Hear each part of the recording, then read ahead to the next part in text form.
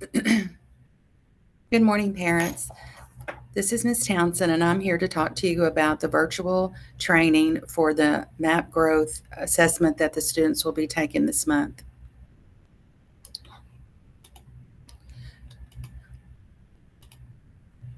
This test is not a high-stakes test, and it is used for instruction purposes. This is an assessment that the teachers use to determine what they need to teach, where the students are, so that they can plan for instruction. The MAP schedule for fall is the reading and the language test will be held September 24th through October the 2nd. And the math test is going to be this week, September 17th through the 24th. And then we're going to do makeups October 5th through the 9th. This is the schedule of when we will be testing. You can see that this is the math test. And on this Thursday and Friday, we will be taking the test from 9:05 to 10:50. Now, if you'll notice, you will see that on the 17th, we're just testing the B-Day students and their traditional students. There will be no virtual students there. I need to take that out. Okay. On the next day, on that Friday, we will be testing the virtual students and the A-Day students virtually. So the only students that will be tested on Friday are just the virtual students and the students who are an A-Day student. The reading schedule is for the next Thursday and Friday. We will be doing the same thing. We'll be doing B-Day students and traditional students, not virtual. And then on that Friday, we will be doing the virtual and the A-Day students.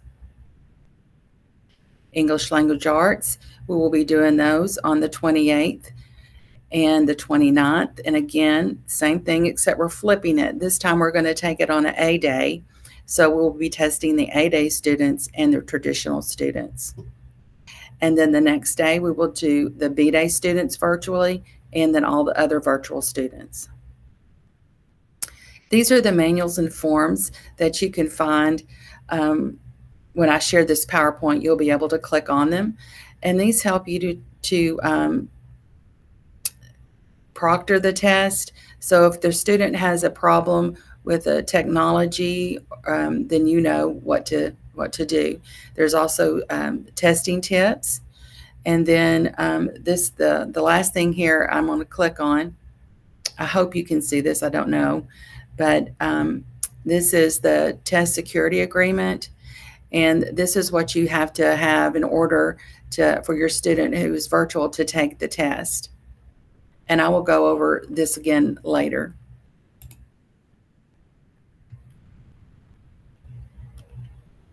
Virtual students will be tested remotely, and A and B students will test remotely if they are virtual the day of the test.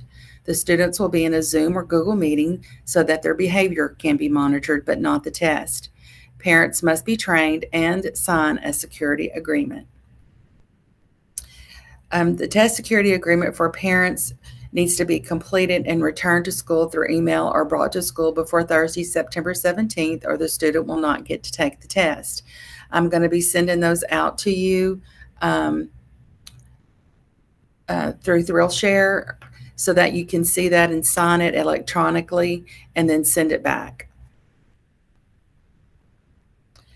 The students will not use the lockdown browser. They will use the web address test.mapnwea.org.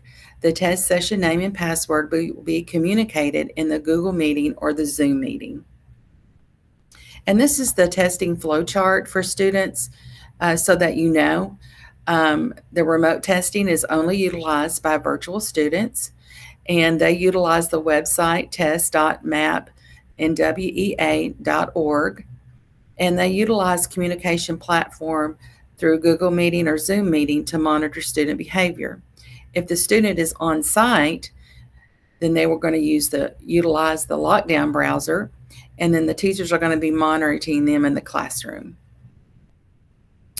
Remote testing students will testing remotely. They will not use the app. They will use the web address again. This means that students will log into their district device and they will need two windows open, the MAP test and a Google Meeting, so the test administrator can monitor the student's behavior. And this is what your student will see when they open the website. The students will type their name and session password exactly as received from the teacher, and the test administrator can type it in the chat box of the Google Meeting or write it on a piece of paper and hold it up to the camera. The student will enter the session name and session password given by the teacher. Be very careful and enter it exactly. Students will choose their name from the list. The test will show up since the teachers picked it in advance, and the student will confirm their information. The teacher will then have to confirm the student. So as they are logging in, they're coming up on the test administrator's computer, and they have to hit confirm. When they get confirmed, then the students will see start test come up on their computer, and then they can start the test. This is a testing script, and I can, well, this is the testing script that you can use. And again, when I share the PowerPoint, you'll be able to see this and be able to read what it says, but it's just a script on what you can say to the student to help them before they take their test. These are the troubleshooting guides, and again, when you will be able to click on this right here where you see the finger pointing, and it will bring up the guide so that you can see that to help you if the student is having technology problems. So let me go through these real quick. On page 2 of the Remote Testing Proctor Troubleshooting Guide is for the pop-up blocker. And what will happen, it will pop up on their screen and it'll say, oops, where's my window? And this tells you exactly what you need to do to get the pop-up blockers off. Page 2 and page 3 both tell you how to get rid of the pop-up blockers. On page 6, this is the student has screen resolution issues. And if you're on a Chromebook, to get the screen resolution to work, you have to set the scale to 100%. And so you have to press Control and Shift and 0, and it will come up, and that's what it like refreshes the computer, or gives it a wash is what they call it. Page 10 is about the student accidentally closed or lost the map growth window, and this tells you what to do to help the student with that. Page 11 is when they get a white screen or a spinning wheel, and it's kind of like when you're waiting for the internet to come up. That's what it looks like, and then this will tell them what to do or help you to help the student know what to do. And then this one, page 12, is about when the student gets kicked out or they can't continue, and this will tell you how to suspend the test so that the student can get back in it and start the test, but it will take them right back to where they were suspended.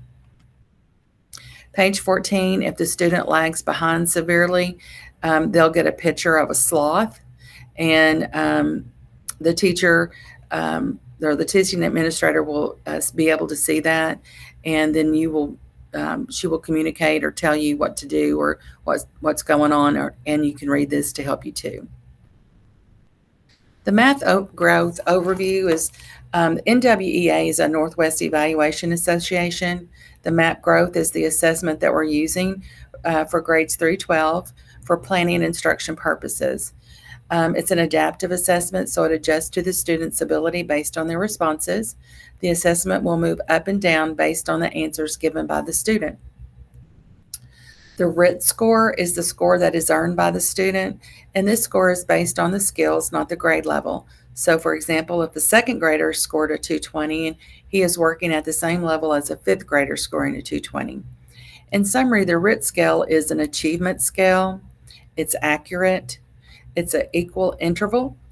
It's useful for measuring growth over time, and it's the same regardless of the grade or age of the student. This is the Family Guide to MAP Growth.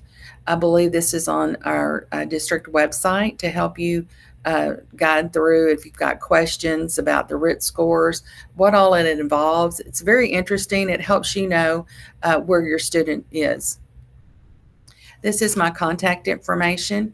If you need me, please call me. That is my direct line to my office, and that is my email. Please feel free to contact me if you have any questions or concerns.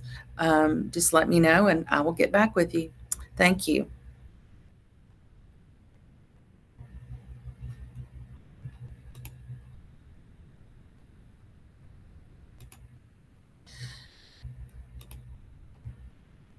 Don't forget, I will be sharing the PowerPoint and I will be sharing the security test agreement.